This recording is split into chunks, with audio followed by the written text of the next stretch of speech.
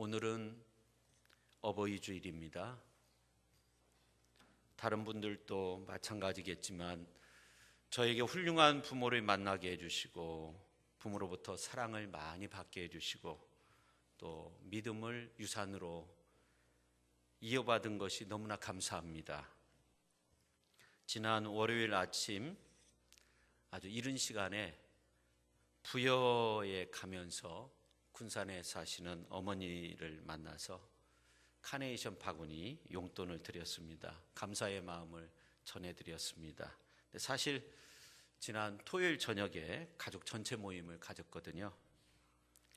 제가 월요일 날 어머니를 뵈러 가니까 쑥떡 해서 다 주시고 된장 엄청나게 퍼서 주시고 5만 원권을 주세요.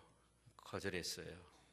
근데 과거에도 목회하는 그 아들이 걱정이 돼가지고 가끔 그렇게 용돈을 주셨어요.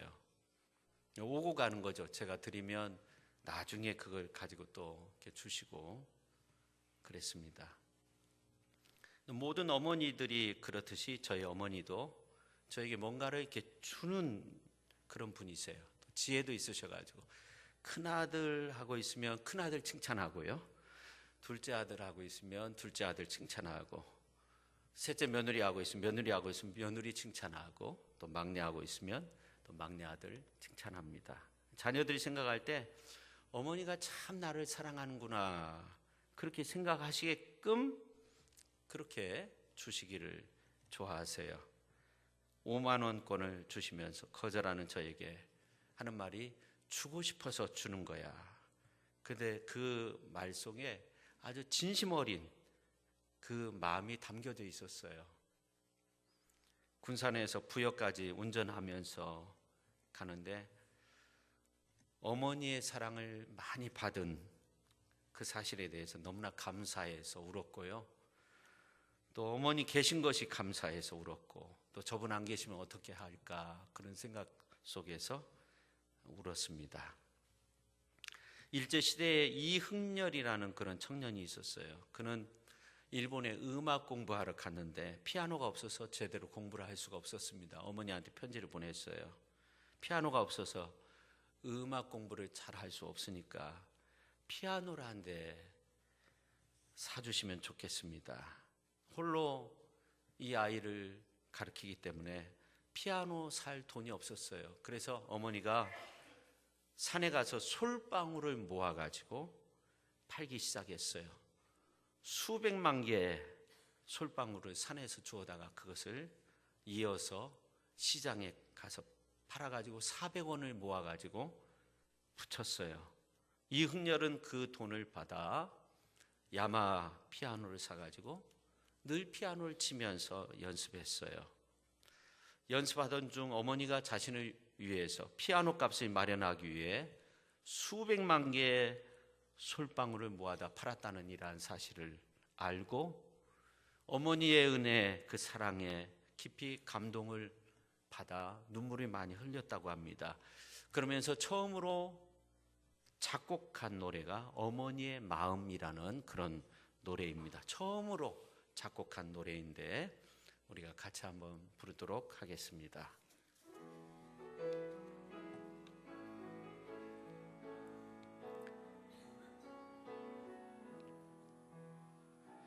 나 실제 괴로움 다 잊으시고 기르실제 낮으로 애쓰는 마음, 진자리 마른 자리 가라앉으시며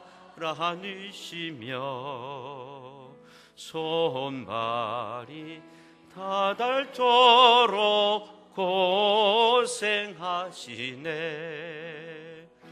하늘 아래 그 무엇이 넓다리요. 어머니의 희생은 가히 없어라. 할렐루야.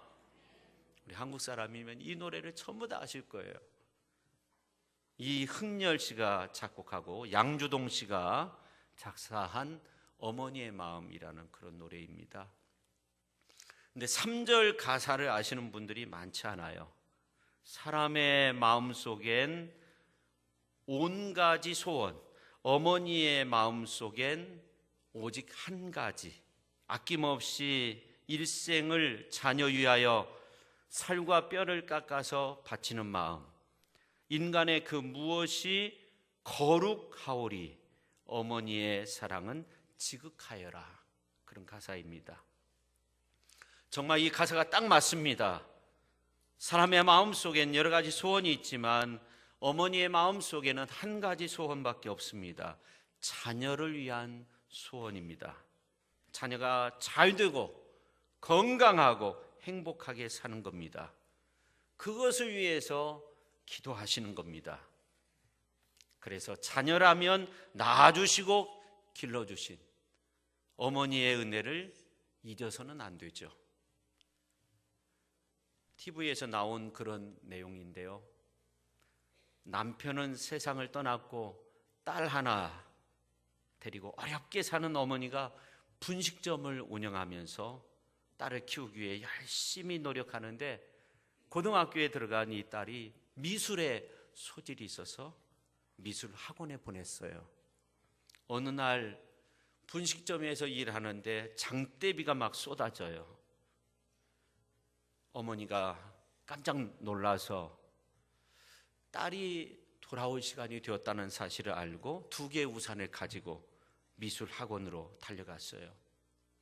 아무 생각 없이 학원 문 앞에 서서 자신을 보니까 아차, 일하던 모습 그대로 온 거예요. 앞치마는 둘러져 있고 옷은 말이 아니고 밀가루가 덕지덕지 묻어 있었어요. 이런 모양을 하고 학원에 온 거예요. 이를 어쩌나. 우리 딸이 감수성이 예민한 그런 나이인데 우리 딸이 부끄럽다 생각할 텐데, 그러나 이제는 어쩔 수가 없었어요. 우산 둘을 들고 처마 밑에 서 있는데 시간이 되어서 2층에 있는 딸이 자신을 내다본 거예요. 그래서 아무도 모르게 손을 흔들었어요. 근데 딸이 나오지 않는 거예요. 엄마 꼴이 말이 아니어서 창피한가 보다 이렇게 생각을 하고 기다리다가 집으로 돌아왔어요. 너무나 속이 상해서 한 달 동안 말을 하지 않고 지냈어요. 한 달 후에 딸이 그림을 잘 그렸다고 해서 최고의 상을 받았다는 거예요. 그래서 미술 학원에 가게 됐어요. 딸이 특상을 받았는데 수상 작품의 제목이 뭐냐면 세상에서 가장 아름다운 모습이었습니다. 바로 딸이 비 오는 날 어머니의 모습을 그린 거예요. 우산 둘을 들고 서 있는 어머니, 앞치마를 두르고 밀가루가 덕지덕지 묻어있는 어머니, 빗속에서 딸이 나오기를 바라보고 있는 그날의 그 어머니의 모습을 그리고 딸은 세상에서 가장 아름다운 모습이라고 그렇게 제목을 붙여놓은 겁니다. 성도 여러분, 지금은 나이가 들어서 허리가 반듯하지 못하고 기도 생활, 일한다고 무릎이 아파서 많이 걷지 못하고, 그렇지만 우리 어머니, 우리 아버지의 모습이 바로 이런 모습이 아니겠습니까? 세상에서 가장 아름다운 모습.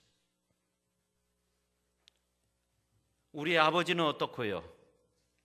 5명의 자식을 둔 아버지가 있었어요. 근데 그 중에 한 아들이 유독 병약하고 총명하지도 못하고 형제들 속에서 주눅들어 있고, 그 아들을 보면서 마음이 아팠어요.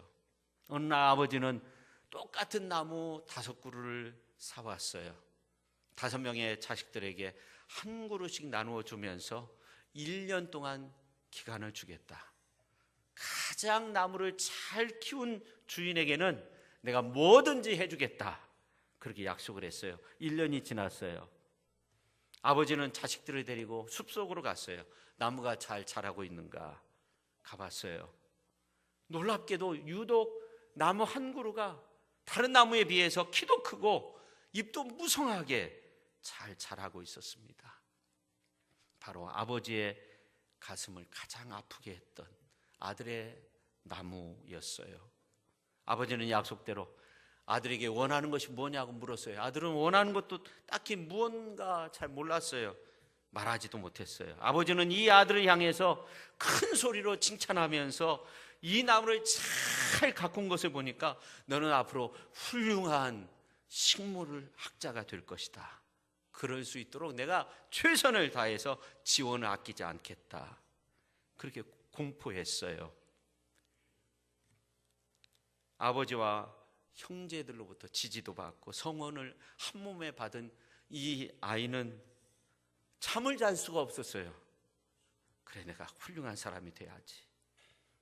밤을 하얗게 지새우고 새벽 일찍 그 나무가 너무나 고마워서 신통하거든요. 다른 나무는 조그만한데 잘 자라 있거든요. 숲으로 달려갔어요. 어스름한 새벽 안개에 무언가 움직이는 모습이 보였어요. 나무 주변에 어느 사람이 있는 거예요. 물조리개를 들고 한 사람의 모습이 보였는데 자기의 나무에 물을 주고 있었어요. 바로 자기의 아버지였어요. 그 후 이 아들은 비록 훌륭한 식물학자는 되지 못하였지만 미국 국민들의 가장 많은 지지를 받았던 훌륭한 대통령, 사선의 대통령이 되었습니다. 루즈벨트 대통령이 되었습니다. 지금도 그분이 이제 대통령으로 일할 때 그 행정부의 어떤 기능 역할 이러한 것들을 구분했는데 그대로 이어가고 있다고 합니다. 대공황을 타개하고 그리고 제2차 세계대전을 하는 동안 승리로 이끌었던 대통령이었어요. 루즈벨트는 그날 아버지가 아무도 모르게 자신의 나무에 물을 붓는 모습을 보고 상상할 수 없는 큰 감동을 받았다고 합니다.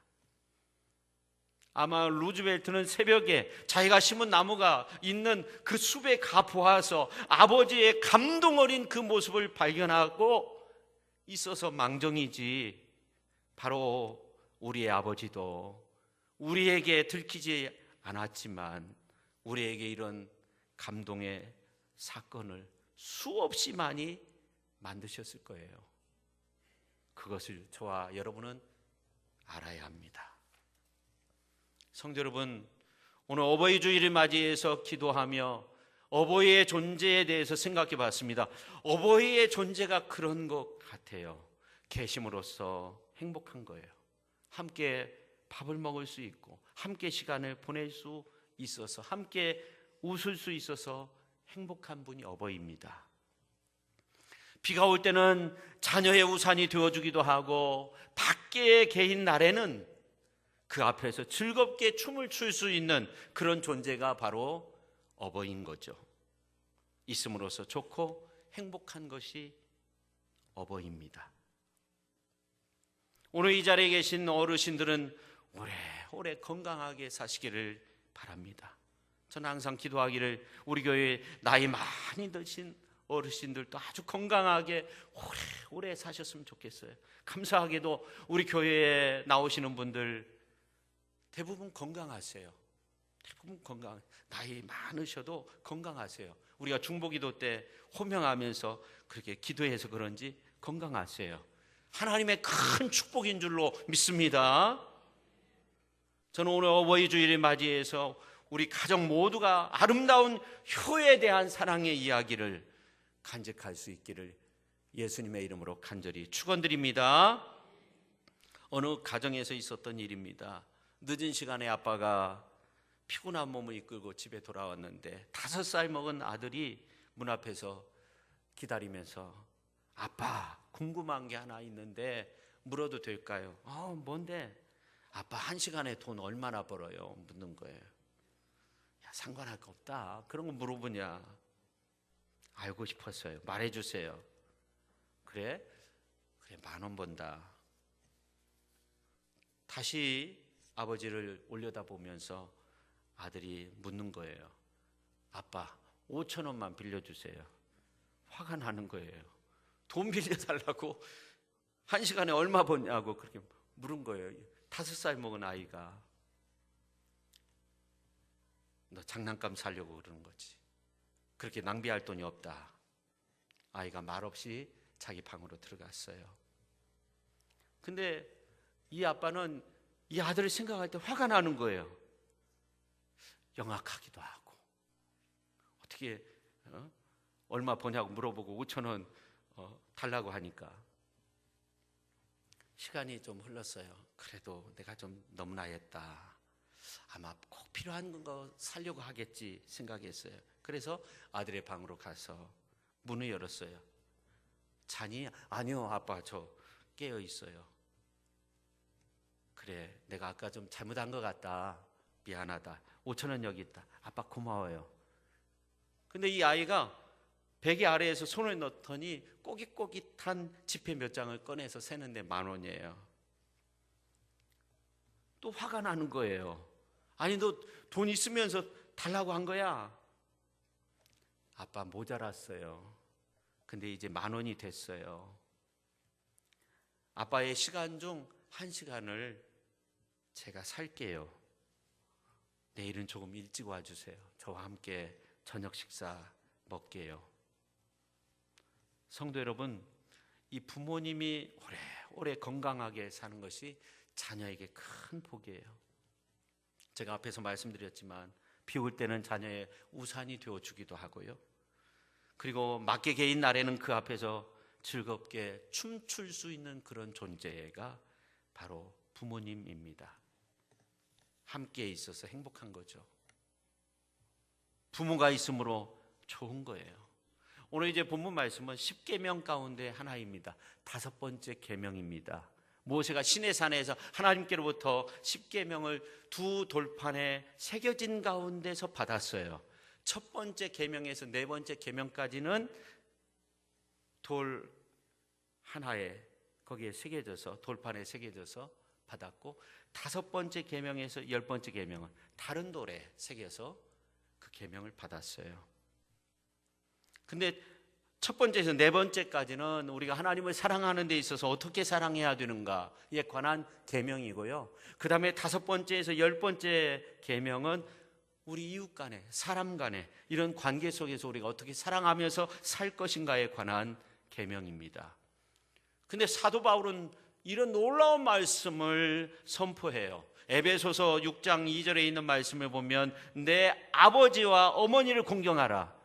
이것은 약속이 있는 첫 계명이니, 그렇게 말씀하고 있어요.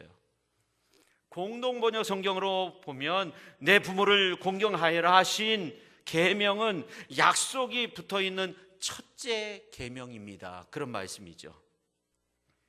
약속이 있다, 이 말은 오늘 이제 신명기서 5장 16절에 있는 말씀처럼 오늘 본문 말씀에 나오는 이러한 약속의 축복이 그 속에 담겨져 있다 하는 겁니다. 오늘 본문 말씀 같이 한번 읽겠습니다. 너는 내 하나님 여호와께서 명령한 대로 내 부모를 공경하라. 그리하면 내 하나님 여호와가 내게 준 땅에서 내 생명이 길고 복을 누리리라. 이 약속의 축복이 있다는 겁니다. 그런데 이 부모 공경이 첫 계명이라는 거예요. 약속 있는 첫 계명이라는 겁니다. 그러니까 10계명이 두 돌판에 새겨진 가운데 하나님이 직접 새겨서 이제 모세를 통해서 우리에게 주신 것인데, 두 번째 돌판에 첫 번째 계명으로서 우리 인간 관계 속에서 부모 공경이 첫 번째 되는 계명이라는 그런 말씀이죠. 첫 번째 주어졌다는 겁니다. 그런데 이 첫째라는 이 말이 헬라 말로 포르테라는 말인데, 어디서 많이 들어본 말이죠. 이 포르테라는 말, 매우 중요하다 하는 겁니다. 첫 번째라는 의미도 있지만 매우 중요하다. 그러니까 부모에 대한 공경의 이 계명은 매우 중요한, 하나님의 약속의 축복의 말씀이 있는 첫 번째 계명으로서 아주 중요한 계명이라는 그런 말씀입니다. 다시 말씀드리면 이스라엘 백성들이 가나안 땅에 들어가서 생명이 길고 복을 누리기 위해서 가정의 좋은 영적 분위기를 만들어야 하는데 그 가정의 영적 좋은 분위기를 만드는 것은 부모에게만 있는 것이 아니라는 거죠. 물론 부모가 잘해야 되지만 가정의 분위기는 자녀들에게 달려 있다는 거예요. 이 진리를 오늘 성경은 우리에게 말씀하고 있어요. 이 계명은 부모에게 주신 말씀이 아니에요. 자녀들에게 주신 말씀이에요. 자녀가 부모에게 순종하고 공경하면 그 자녀들은 이 땅 안에서 잘 된다는 거예요.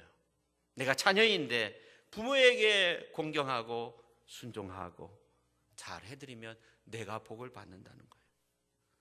장수의 복도 받는다는 거예요. 부모가 내가 볼 때 별로 훌륭한 것도 없어요. 근데 자녀가 부모에게 잘하면 그 집안은, 그 자녀는 복을 받게 된다는 거예요. 그래서 5번째 계명의 포인트는 가정의 축복과 영적인 분위기는 부모에게 달려있다기보다는 자녀에게 달려있다 하는 겁니다. 저는 오늘 말씀을 준비하면서 지난주에 이 말씀을 전할 걸 그런 생각을 많이 했어요. 다음번에는 바꿔야 되겠어요, 이 말씀의 주제를. 왜냐하면 지난주에는 자녀들이 많이 왔거든요.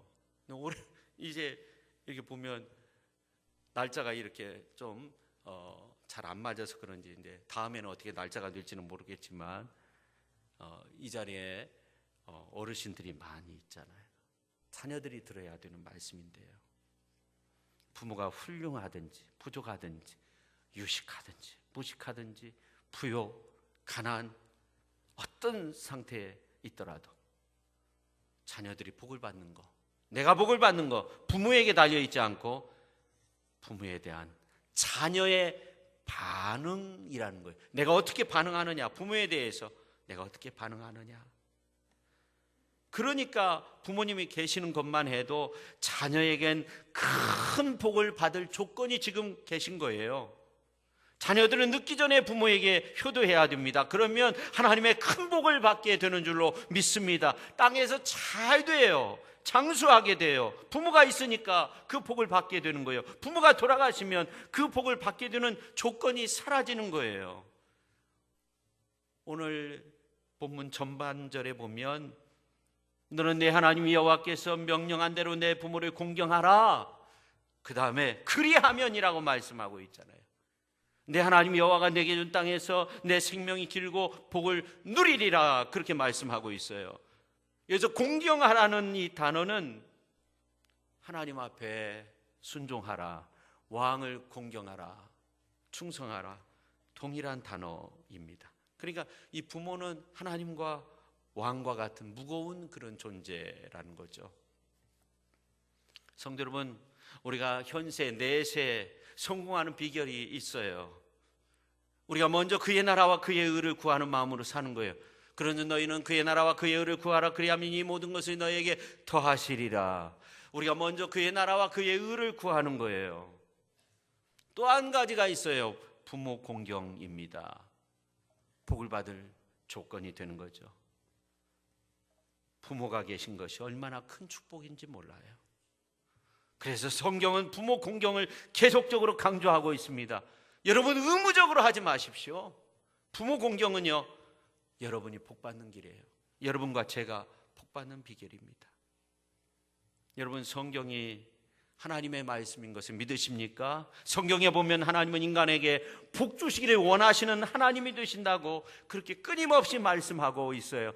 끊임없이 우리에게 복과 은혜를 주십니다. 그런데 하나님은 우리에게 끊임없는 복과 은혜를 주시려고 많은 것들을 준비해 놓으셨는데 뭉뚱그려서, 크게 뭉뚱그려서 아주 큰 차원에서의 고귀한 거 있는데 먼저 그의 나라와 그의 의를 구하는 거, 또 하나 부모 공경을 통해서 우리가 복과 은혜를 누리게 되는 줄로 믿으시기를 바랍니다. 할렐루야. 하나님도 우리의 아빠 아버지가 되시기 때문에 자녀를 둔 부모의 마음을 잘 아세요. 그런 하나님은 부모를 통한 복을 명하셨어요. 복 받는 길이 부모에게 있다는 거죠. 그래서 성경에 계속적으로 강조하고 있어요. 마가복음 7장에 있는 말씀을 보면 중요한 말씀이 나오는데, 전반부에 보면 바리새인들, 서기관들이 예수님의 제자 중 일부가 손을 씻지 않고 음식을 먹는 이러한 모습을 보고 이게 사람들이 정해놓은 전통을 지키지 않는다고 비난하면서, 그렇게 말하자 예수님께서 오히려 이 사람의 전통을 지키기 위해서 하나님의 계명을 어기고 있다고 그런 책망의 말씀을 하시는데, 그러면서 한 예를 드셨는데 고르반이라는 말입니다. 부모에게 드릴 것을 하나님께 드렸다는 뜻으로, 이것은 고르반이라고 말하면 다른 용도로 쓰일 수 없다는 거예요. 고르반이라는 것은 하나님께 바쳐진 선물이라는 그러한 뜻으로, 고르반으로 선포된 것은 하나님을 향한 용도로만 사용되어야 한다는 겁니다. 자신의 재산을 고르반이라고 하면 사적인 곳에 쓰일 수 없다는 거예요. 부모 공경하는 일이라도 예의가 없다는 거예요. 사람이 정해놓은 전통이라는 거죠. 사람들은 이것을 악용했어요. 자신의 재산을 고르반 되었다고 선포하면 재산의 일부를 하나님께 드리고 나머지는 몰래 숨겨서 자신만을 위해서 사용하는 거죠. 이건 단순히 고르반의 약속을 깨트린 것뿐만 아니라 하나님 앞에서, 또 부모 앞에서 부모 공경, 또 하나님 나라 영광을 위한 그런 삶의 모습이 아니죠. 이것을 지적했어요. 그 전통을 지키는 것을 비판했어요. 근데 마가복음서 7장 13절 하반절에 보면 너희가 이 같은 일을 많이 했다는 거예요. 그렇게 말씀하고 있어요. 채권자가 왔어요. 빚을 갚아야 되는데 이건 고르반이야, 그렇게 정해놨어. 빚을 갚지 않아도 된다는 거죠.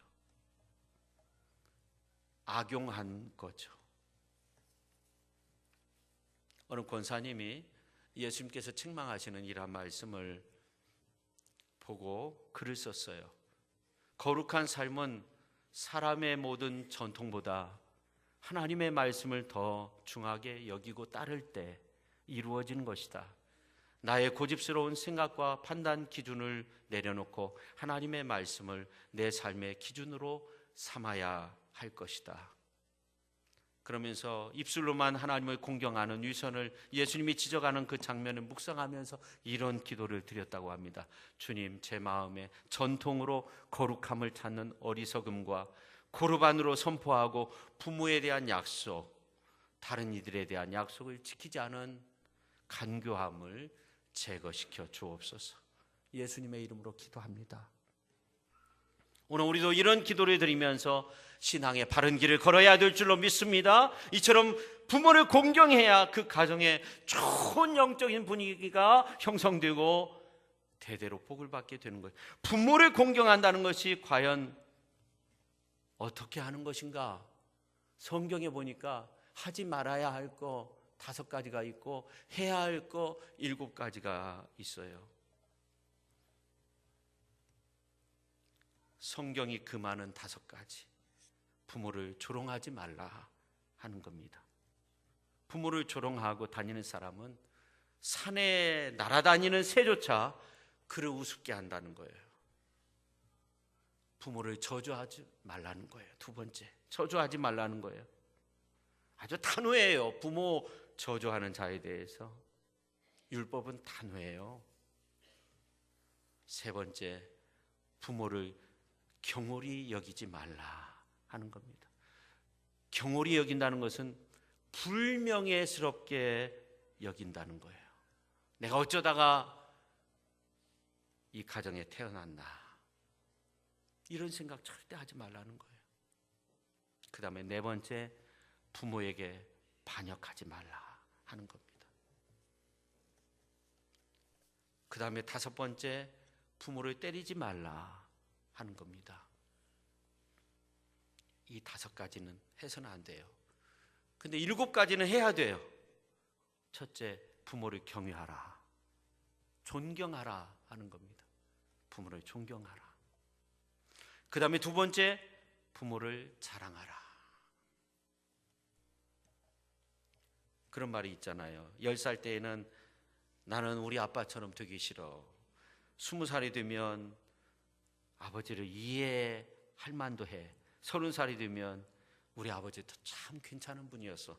40살이 되면 우리 아버지처럼 살기 참 힘드네. 50살이 되면 우리 아버지 참 훌륭한 분이야. 60살이 되면 우리 아버지 같은 분이 어디 있나. 70살이 되면 아버지 돌아가셔서 보고 싶어. 그렇게 말한다고 해요. 자랑스럽게 여기는 것도 우리가 해야 할 일입니다. 그 다음에 세 번째, 부모의 말을 들으라. 잘 들으라. 그 다음에 네 번째, 부모의 말이 하나님의 뜻에 어긋나는 경우에도 자녀가 존경심을 가지고 부모에게 간청하라. 내가 볼 때 어긋나는 것 같아요. 그래도 존경의 마음을 가지고 간청하라. 요나단이 사울에게 그렇게 했습니다. 그 다음에 다섯 번째, 부모를 봉양해야 된다. 그래서 이러한 모습들은요, 동물에게도 보여요. 슬기로운 동물들은 낳은 어미를 뭔가 이렇게 도움을 준다는 거예요. 그 다음에 여섯 번째, 부모의 감정적인 상태에 대해서도 돌보아 드려야 된다는 거예요. 부모가 외로운가, 기쁜가, 슬픈가, 화가 났는가. 모세가 많은 사람들 죽고 이제 정말 이러한 가운데 있을 때 어떻습니까? 하나님을 잘 경외하는 자에게 주시는 하나님의 축복이 무언가에 대해서 분명히 우리에게 알려주고 있잖아요. 많은 사람들이 광야에서 죽어가고 이런 가운데 십계명을 받아서 이렇게 살아야 된다. 부모에게 노하면 안 된다. 포기되지 않는다. 이런 말씀을 가르쳐주고 있어요. 노아의 후손 가운데 저주를 받은 후손이 있어요. 노아의 마음을 이해를 하지 못했어요. 부모의 마음을 이해해야 되는 거죠. 부모의 감정도 우리가 잘 이렇게 돌봐드려야 되고요. 그 다음에 일곱 번째, 자녀는 부모에게 순종해야 된다 하는 겁니다. 에베소서 6장 2절에 보면 내 아버지와 어머니를 공경하라, 이것이 약속 있는 첫 계명이라고 그렇게 말씀하고 있어요. 이는 내가 땅에서 잘 두고 장수한다고 그렇게 말씀하고 있어요. 여러분, 부모와 자녀와의 이 관계는 정말 뗄 수 없는 그런 관계입니다. 가장 소중한 관계가 어떻게 보면 부모와 자녀와의 그 관계입니다. 그 관계 속에서 정말 자주 대하고 자주 만나고 뗄 수 없는 그런 관계 속에서 우리가 하나님의 큰 축복을 받을 수 있는 그 길이 열려져 있다고 성경은 말씀하고 있습니다. 그 복을 우리가 받아야 되는 겁니다. 땅에서 잘 되어야 되는 겁니다. 장수의 복을 누려야 됩니다. 이 소중한 관계 속에서 하나님의 큰 축복을 받을 수 있는 그런 훌륭한 믿음의 사람들이 다 될 수 있기를 예수님의 이름으로 축원합니다. 기도하겠습니다. 하나님 아버지, 오늘 우리에게 소중한 부모를 주시고 그 소중한 관계 속에서 하나님의 큰 복과 은혜를 누릴 수 있도록 그 아름다운 길을 열어주시니 감사드립니다.